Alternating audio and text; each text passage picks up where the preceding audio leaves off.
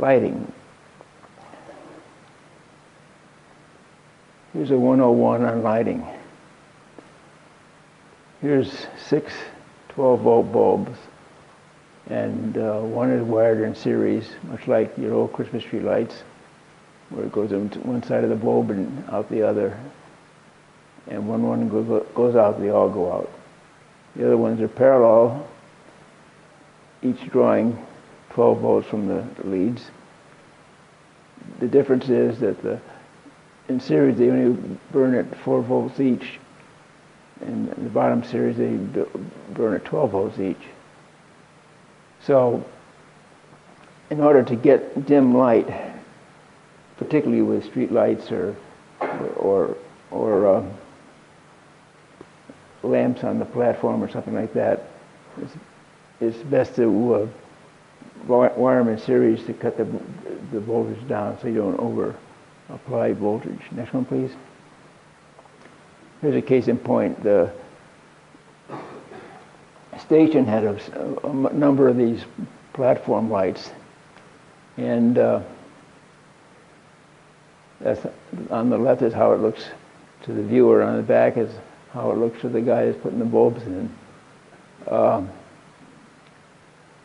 I found that the globes are like pearls, and I found I could bore a hole in them because they're just plastic, of course. And I put a grain of sand bulb down each one to light them up. And one leg of the bulb was glued to the casting, and the other leg of the wire was brought down to the back of the post to be hooked up. So then if I wanted to light the bulb, I'd put one wire on the brass tubing, which helps support and locate the platform lights, and then one wire from the wire, and then it should light.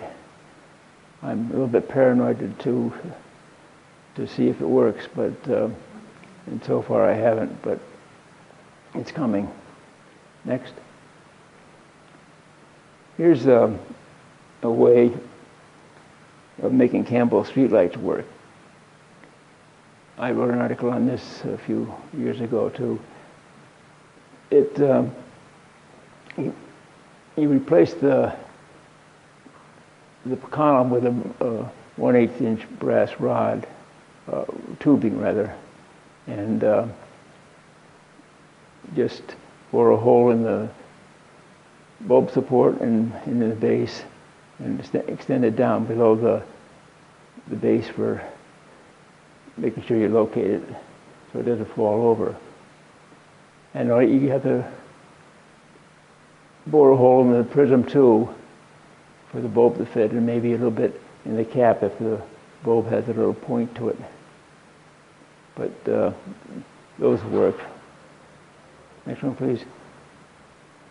And you see I grabbed this slide, but I didn't have any lights, street lights or platform lights lit. But that's a night scene in Mystic. Next one, please. This is the freight house where see that door? That's the light shining through the door. This kit was given to me, so in order to fix it, I had to take the door out and put a piece of cardstock behind it so it wouldn't shine through the door. There's my styrene house. I found a spot between the grocery store and the freight house. So don't throw anything out, even though you can't use it in the prescribed spot. Next one, please. Here's Appleman's. Here's your interior detail. The amount of time I spent on making that detail, it was well worth it because it just took me minutes to do. Next one, please. Here's Amy Stills. Next one, please. This is the passenger station and the freight platform. Next one. Signs. To say that the value of signs is an understatement. You shouldn't undervalue the value of signs. I bet you saw plenty of signs since you got up this morning until you got here, and you can't even remember all the signs you saw. There's a great value in signs. You can establish an era. If I have a billboard on my layout advertising the attributes of a Model T Ford, and that is a 1925 Ford, so that pegs my era as 1925. I have another sign on a building in Deep River, and outside it says hotel, which means that building is a hotel, and it says Deep River over it, means it's in Deep River, so I got 2 for 1 for that sign. So you can't undervalue the meaning of signs. Next one, please. Now, you can make your own signs by getting these letter sets. You can get them from art stores or probably complete stationery stores. I like the second one in where you can apply them and you can change the color of the sign by, if you don't go outside the lines, of course, and make another sign. But you can change the color of any of these signs. I won't go into it, but technically what you do, if you want a yellow sign, you start off with a yellow piece of cardboard or paper. You put down the lettering you want, but you don't burnish it. And then you spray something over that, which is whatever color you want. It could be red over yellow.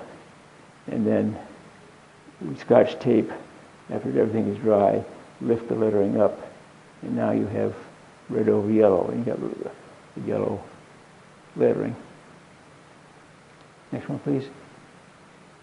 Wills Junction sent me Carl Schultz started Wills Junction, and he had signs for every category, soda fountains, automotive, a whole host of things. And those black and white ones are when I made the Gins and Gins sign on the grocery. Next one, please. For your contemporary models, all you have to wait till Sunday and you have a whole host of signs coming toward you.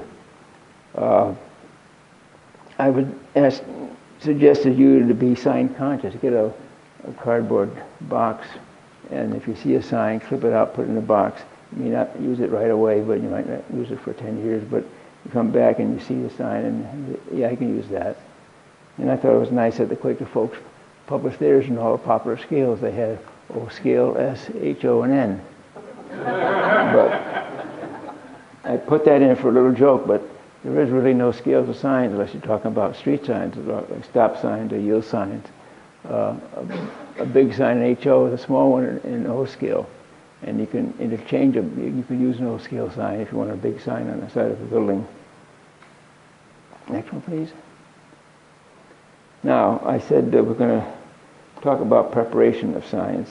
Back in 1925, it wasn't unusual for a guy to go around with a long-handled brush with stiff bristles and a bucket of paste, and if a circus was coming to a town or a new movie was coming to town, he was obliged to put them up wherever he could find a spot. So what we've got to do is simulate that. This is my drafting tape again, which I use exclusively for this stuff. This is a sign out of fine scale miniatures sign set, and it's a piece of sandpaper. That's all we need. Next one, please.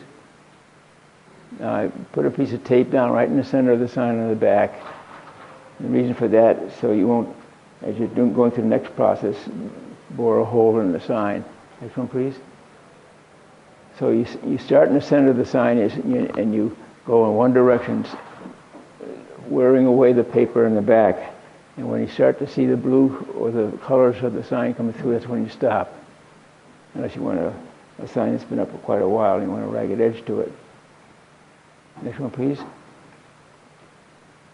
So that's what you end up with.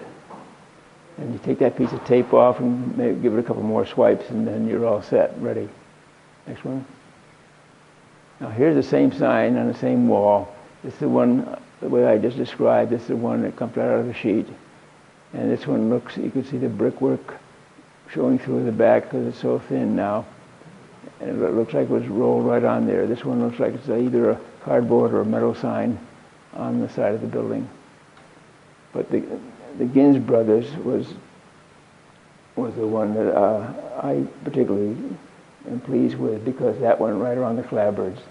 I started with that sanding process, and I put it up there, and I put it up under the eaves, and then I stroked it out, and I went down one clapboard, and I had a straight edge, and I tucked it in the clapboards again until it was all done, and it came out pretty good. Next one, please. Here's a sign that was on the side of Amy's Dry Goods. It was a green building. I'm always changing colors of buildings. And I decided to make it brick color. You can see the green in places around. And it had this sign on it. And I started peeling it away, and it wasn't getting anywhere. So I got some coarse sandpaper and a block of wood, and I started going back and forth sanding. And I said, I'll sand it off. And I stopped, and I said, gee, that looks pretty good. We've been up for a while. So I stopped, and probably the Zeppelin bread is 15 cents a loaf now from when that sign went up.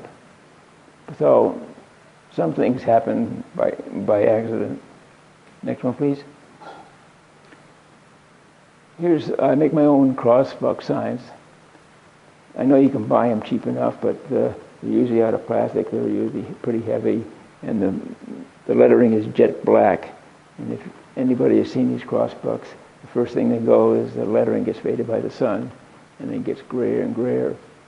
And so I can control that with my computer. I just put these in Excel and put them across, and put them on a post, and put them right by the main line or the track. This sign is valid because the road here goes across a bridge, and so does the train. They both share the same bridge. Train obviously had the right of way, so you have to watch out for trains, and I highlight it with a magic marker to draw attention to it now, and it looks much like that. So I made it to look like it's been around for a few years. There's a few cans of oil to grease the gears, but otherwise it's on its own. A small platform to unload heavy object from a flat car or something like that. Next one, please. This is the freight house, which is the busiest part of Mystic. A lot of stuff comes and goes from here, and it's a beehive of activity. Next one. Across the tracks is King Cole. It's the structure I made when I was about 16 years old, and I didn't have the feel for scale size. These rocks for the foundation are like boulders, and these bands are very heavy. But I still put it right down in the front of the scene and used it. Next one, please. Here's Appleman woodwork with piles of. Atlas makes this lumber piles, or they make a single layer, and you can stack them as high as you want. And it looked like wood, so I said, gee, why should I make a lot of problems losing up strip wood, when I can get these right out of the box? So that's what I did. Next one, please.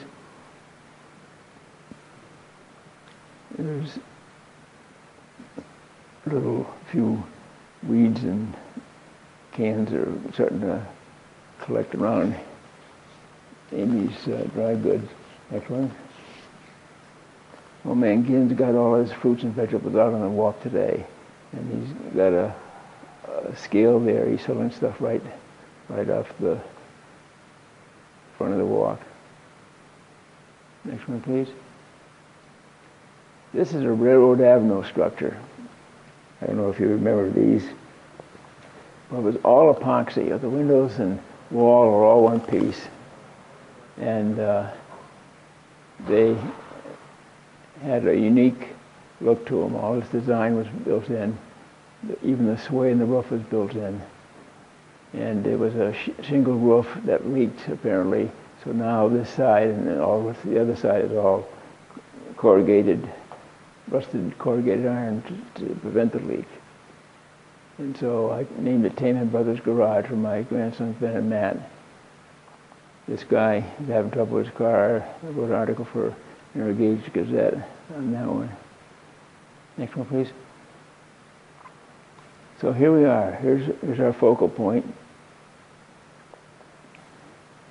And the back, I want to point to the distant houses, how it looks good from this point.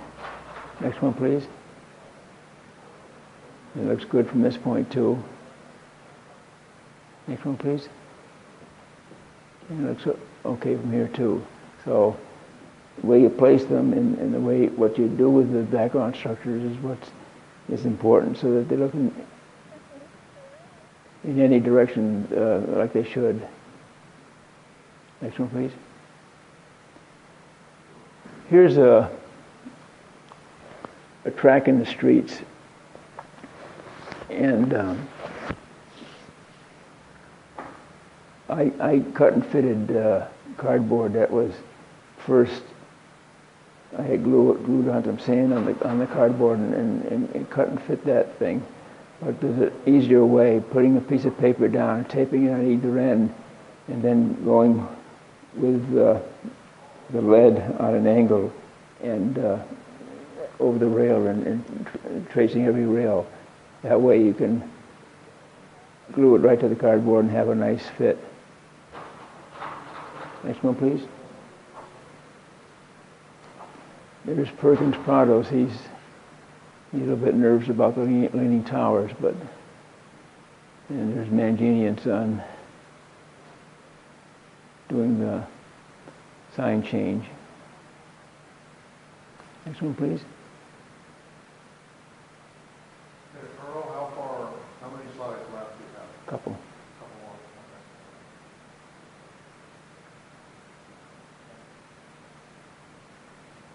more. This is the last slide.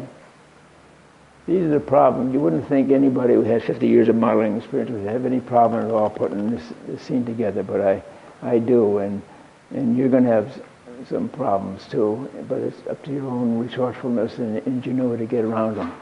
The grocery store had a roof line that had to be altered. Stone foundation had to be added. The styrene house didn't fit. Another one had to be built. 2 industry buildings were added, one eliminated. The Queen house was painted green, color change. The shed in the background house had to be extended.